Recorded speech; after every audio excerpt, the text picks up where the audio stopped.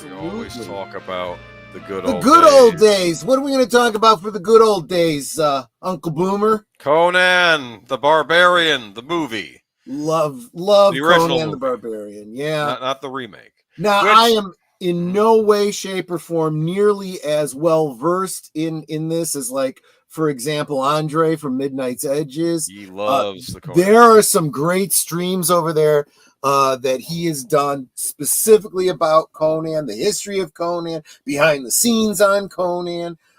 You should check it out. I recently did order the Arrow Blu-ray re-release of this, so I should be getting that in the mail tomorrow. Oh, cool, that's what sparked this conversation, because James Earl Jones, I'm like, you know what, let's order Conan. I got a discount on it. Yeah, because I have the original DVD that came out back in the day, but that was back in '98. Maybe it's time for an upgrade at this point. But Thief, Warrior, Gladiator, King. That artwork was actually drawn by Frank Frazetta for the poster. Did you know that? Who did a lot of Conan artwork? Yes, absolutely. Yes. Love the Conan, love the comic books. Yes, I have a whole bunch of Conan comics. Deleted scene. Soundtracks of Birdman got me. Of one of the newer runs. I need to sit down one day and read them. Big Conan fan. Read a lot of read many of the short stories. This is the movie though we're talking about today. Mm-hmm. There's Arnold. I want to say this is Arnold's first big hit. Crush your enemies, see them driven before you, and hear the lamentations of their women. When he's asked what is best in life. What is best in life? This is now originally this was being scripted by Oliver Stone, of all people. Wow. Cool. But his was going to be a bit different. I think it was going to take place like in a post-apocalyptic type scenarios where Conan was fighting mutants or something. But at least that's what I'd heard. When John Milius, the director, took over the project, he set it back in the original Hyborian age that the stories took place in. Right. So basically, Earth before a great cataclysm hit and all the continents drifted apart. There were civilizations that existed that were eerily like civilizations that came later. Like instead of Indians, you had Vendians. Instead of what do you call it? Instead of Norsemen, you had Northmen, and instead of Celts, you had Sumerians, which of course is what Conan is supposed to be. I think they made him more like a Norse type character in this movie, though. But whatever. Considering back in the early '80s, if you like heroic fantasy movies, you had slim pickings, especially quality ones. Although the success of this really did lead to kind of an outgrowth and a birth of these kinds of like knockoff films. I think it was this and Excalibur. Those were the two big fantasy pictures that came out. Maybe we'll do Excalibur next week. But this is a great movie. Still holds up well. That pick is from The Destroyer. Why do you have to ruin my stream? Moving on. James Earl Jones is the villain. Thulsa Doom. Movie. Now I want a 7-Up. Why? He was the one who did the Uncola commercials. Remember? Oh, that's right. Never had it, never will. He did everything. But there we go. He plays Thulsa Doom, a sorcerer and cult leader in this picture, who in the beginning of the picture, he invades Conan's village when he's a child. His father, the blacksmith, gets killed in a rather horrible way. He gets an axe thrown in his back, and then two armored Rottweilers hop on him and I guess maul him to death. That's a bad way to go. His mother gets killed in front of him. Oh yeah, she lost her head, and she's trying to defend him. And then Conan, he gets sold into slavery with all the other children, and the town's burned. And you got to, that slavery scene was actually brilliant because they did this great transition of time from him as a child to an adult, showing him being tied to that stone that he was walking, and, and a bunch of people, a bunch of slaves being. I think it was called the Wheel of Death or something. Yeah, and over time, the groove in the ground was getting deeper and deeper, and everyone around him died, and he was the last man standing. And then you see Arnold Schwarzenegger, all big and buff, still pushing that damn wheel. And then finally he gets bought and sold. And then I think the director, John Milius, in the commentary says, well, what happens now? Well, they're going to get more people to now turn the wheel now. and start over again. Exactly. But there's James Earl Jones. I mean, he's known as Darth Vader, but this was his other big villain moment. Was in this movie. Kind of inspired by Jim Jones, actually. The Jim kind of makes sense, yes. But what's cool about this movie is there's magic in this movie, but they don't overdo it. It's more like it's part of the regular world. Because you don't see, you see one scene with him kind of morphing into a snake to escape, but it's very slow and methodical. This is from Conan, right? Not from the Destroyer. This is when they're kind of in camouflage to go stealing some stuff. Right. Yeah, Conan eventually does gladiatorial stuff, and then finally some guy breaks him free. Look, you're free. Get out of here. And he falls into this cave where there's this old king buried, and he finds this sword, and he just starts kills some wolves, wears their skins. Gets freaky with a witch woman who also turns into a werewolf, and then spirit thing that flies off in the breeze. I mean, that is a great scene, right? Because she's like on top of him, and she turns, and he just freaks, and he picks her up and throws her onto the fire. It's like, and then she turns to some kind of spirit thing and flies off. She was not of the natural world. Absolutely, right. You'll notice in Conan books, magic is something not to be trusted. Exactly. He doesn't like magic. Those sorcerers do exist, but they're not always. Of course, he does make friends with a wizard in this movie, played by Mako. Yeah. And there's his companions. We have Valeria, right? That's his what John Milius referred to as his in Viking lore. What do they call the Valkyrie, his Valkyrie goddess. Yes. I was gonna say shield maiden, but yeah, absolutely. Well, I guess now she's a shield maiden. There's Subotai, thief, and archer. Look at that. So they go and what else are you going to do in this world but steal? And tell me this did not inspire a whole generation of D&D players. This was like what? You had your barbarian, you had your archer, you had your female fighter. Absolutely. Correct me if I'm wrong, but was Greyhawk inspired by this whole Hyborian world, that D&D world? D&D, all of D&D took from everything. Okay. All the orcs and goblins and stuff absolutely came from Tolkien, the elves and the dwarves and so forth. But yeah, there was a lot that came from Conan. From Conan and other. In fact, there was a licensed, at least one licensed module. I don't know if it was a whole campaign setting or whatever, but there was a campaign. Or there was a module that was specifically a licensed Conan module.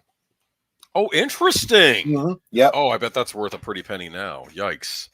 Yeah, but then again, you could probably find a PDF of it online if you just wanted to play. You know what? Thank goodness for PDFs, right? And cheap printers and binders and hole punchers. That's all I'm going to say to y'all in the chat.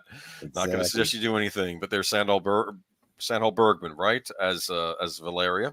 Yup. And look at Subotai with his. I did love that bow, and that's basically just an off the rack longbow.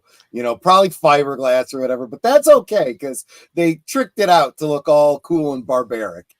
But they form a great little team here. They all have their different skill sets, right? And Mako, I forget what the wizard's name was, but he plays a wizard in this. Yeah. And he ends up being the guy chronicling him at the beginning of the movie, saying, before the oceans drank Atlantis and after the rise of the sons of Arius or something like that, there was a age undreamed of. And I'm like, what is he talking about? And it's like, you want to know more about what is he talking about? And there's a lot of people that still believe that, the days of Atlantis and this basically prehistory, that there were cultures that existed before the ones we know. And look, you can't say that they didn't exist because the fact is, before a certain time, nothing would still be around anymore. Yeah. There is a limit to how far back archaeology can, or our history goes. I mean, exactly. I never understood why Doctor Who never attempted to do this. Go back to ages that weren't chronicled on human history, make stuff up. Because there's stuff. Who knows what civilizations existed? If I'm going according to the Lensman Chronicles, Atlantis and Mu were highly advanced human civilizations that got destroyed by evil alien interference. Big Al's letting us know it's Akiro the wizard, and Jesse was saying that he remembers seeing a Conan the Barbarian. bunch of Conan the Barbarian stuff at a flea market. He thinks there was a board game. Yeah, I think you're right. I think there was a board game too. Oh wow, I would have went nuts for that stuff because I was a kid. I knew of this movie. I was a little too young to watch it. I think I saw its sequel. I don't think I saw this movie till a few years when it was on TBS or something. I finally watched it all the way through. This was always Conan was always something I wanted to get into growing up. But it was hard finding proper Conan stuff. The original Robert E. Howard stories were not heavily printed.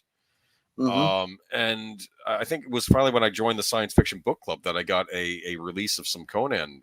Conan stories. You remember the Science Fiction Book Club, don't you? I do. Netta and I got a lot of books from. We were just talking last night about the Brian Herbert and whoever.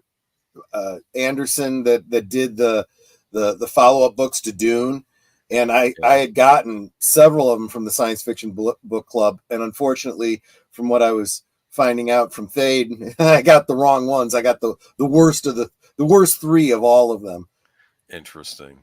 Akiro the Wizard. Okay. Yeah. And Mako was also the voice of Iroh in Avatar The Last Airbender. Oh, that makes sense. I haven't watched that cartoon. I used to watch Samurai Jack, where he played the evil demon Aku in that series. I mean, we have tons of evidence that giants exist, yet people don't want to accept it.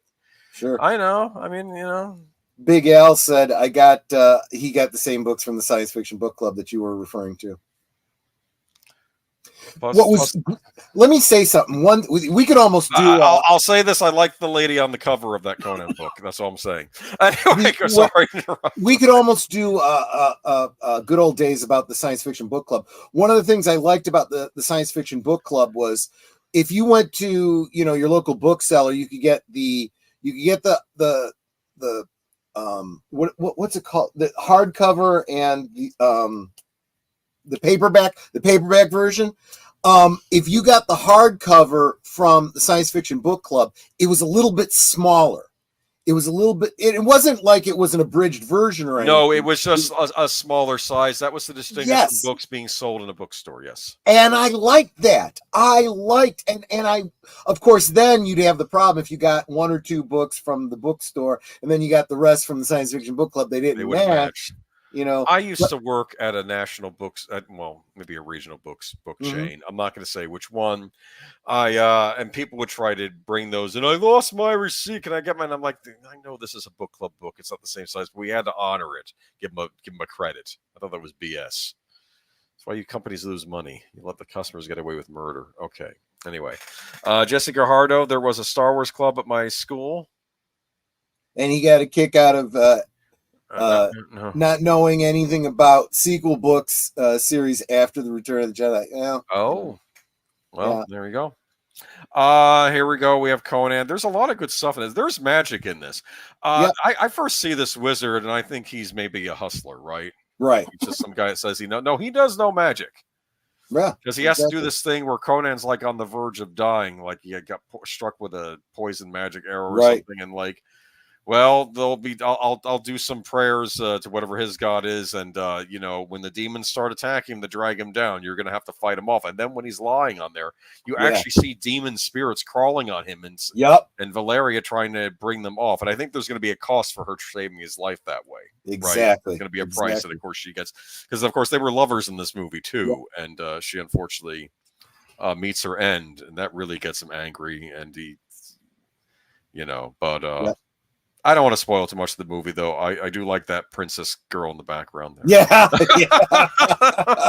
She's the one that keeps saying, "He will finish you." Remember that? She was. Yeah, we'll see. We'll see. Oh, man. I don't want to say what happens to Thulsa Doom in this, but it's perfect. I do happen to like the director's cut a little better. It doesn't change too much of the movie, but it extends the ending a little bit, where you get to see Conan actually... after he takes care of Thulsa Doom, the movie just ends in the original version. Everyone leaves slowly, and then he takes up one of the fire pit things and throws it at the temple, and the temple catches fire. Amelia says he's not a hero up until this point. He's a thief, and he's a guy seeking revenge. Now, at this point, he's there because he's extinguishing an evil in this world. That's what happens. And I thought, okay, that makes sense. And it doesn't really detract. It's not like some of these director's cuts where don't do them, please. Yeah, but this one actually worked, and I think you can catch both versions on that release Blu-ray. But Jesse makes a great point. I'm sorry. I'm sad we never got. Well, that's because a certain actor ran for governor. They had a script planned. Yeah. Milius wanted to come back to direct it. He even had a thing. It was going to be, weird from what I read. It was going to have, for starters, Sandahl Bergman was going to be back in it because Conan becomes king. All right. And he runs into her as like a barmaid, and like she'll look exactly like Valeria if Valeria was the same age of Conan at that point. Right. If you read the books, Conan was in his 50s when he became king, so it actually makes sense. Yeah, that he would have that Arnold could play that part as an older Conan as the king. Yeah, but we didn't get that, and I don't want them doing it now because now we're past the point. We did get that Jason Momoa movie, which was Conan the Barbarian. It didn't follow the plot of this, which I'm fine with because you just should have based it on different stories. Right. It was okay. I gave points for them casting him because I thought how he looked in that movie. That's how he looked in a lot of the Frank Frazetta paintings, actually. Right. So I understood his casting as that, but it didn't quite come together for me, the remake. I wanted to like it more than it did. It even had one of my favorite actresses or one of my screen crushes in it. I don't know. I didn't see it. I don't know either. I forgot what her name is now, but never mind here. This happens when you're live. Jason Momoa's 2011 wasn't that good and extremely forgettable. It was, unfortunately. Yeah. It didn't have to be, but I do like okay. It wasn't a remake, and it could have, you got to treat Conan just like James Bond and every other thing, just recast it, keep telling stories. Yeah, and that's what Milius wanted to do. He thought this could have been like an American James Bond series. Arnold could have come back every couple of years and done another one. But what happens? It's Hollywood. That's what happens. Yep. Exactly. Rachel Nichols, that's her name. Yeah, she was she doesn't get naked in it though, so don't get too excited. Anyway, I'm not going to say. Anyway, I mean that is the first thing you think of when you think Conan, but this is more modern Conan, No, they're. I mean, aesthetically, it kind of matched, but I don't know. What about the animated movie series of Conan the Barbarian? Are you talking about the animated series on regular, the cartoon series they did of Conan the Barbarian? I saw a few episodes. I liked what I saw. They, of course, had to tone it down because it's a kid's series. But it had a lot of the staples of like 80s animation. Like, he had like the goofy animal companion, which was actually a phoenix he discovers. But I liked, at least on this cartoon, his first impulse when he sees the phoenix and the phoenix starts talking is to try and kill it. But there were good things about it. The trouble is he couldn't. It was serpent people disguised as humans. And when he would kill the guys, their spirits would go back to their home dimension. Instead of just being able to kill Jesse's people. But asking, for what it wasn't bad. Yeah. Jesse says, nerds, what is best in life? I'll tell you. Crush your enemies, see them driven before you, and watch their women get naked. I'm thinking about a new animated movie series. I'm not sure what you're talking about, that they should do one. They plan to do one. Universal had like pre-production stuff on this. They were going to do an adaptation of the last Conan story written by Robert E. Howard, Red Nails. And it was even going to have Mark Hamill was even going to lend a voice as one of the villains in it, but it never ended up materializing because they were going to do it, I think, as an R-rated animated direct-to-video feature, or at least PG-13. But we didn't end up getting it. But they had it in the works. This was back in the early 2000s, but it just didn't. Someone should do it in the Ralph Bakshi style, like with the rotoscoping. Yeah, maybe. Yeah. Conan the Barbarian could have been a cool series. Well, it was in the movie UHF, right? But yeah, right. That's the thing. You're watching UHF and you're thinking some of these series look better than most of the series on TV right now. Yeah, that's the crazy Wheel of Fish. My favorite was Raoul's Wild Kingdom. Remember that? Yes. And he's throwing the poodles out, and then Weird Al looks at his friend and he says, "Where did you find this guy? I thought you hired him, or you found him." And it's like, my house isn't even airing. It's like, But yeah, that's Conan the Barbarian, classic movie. James Earl Jones plays a great villain.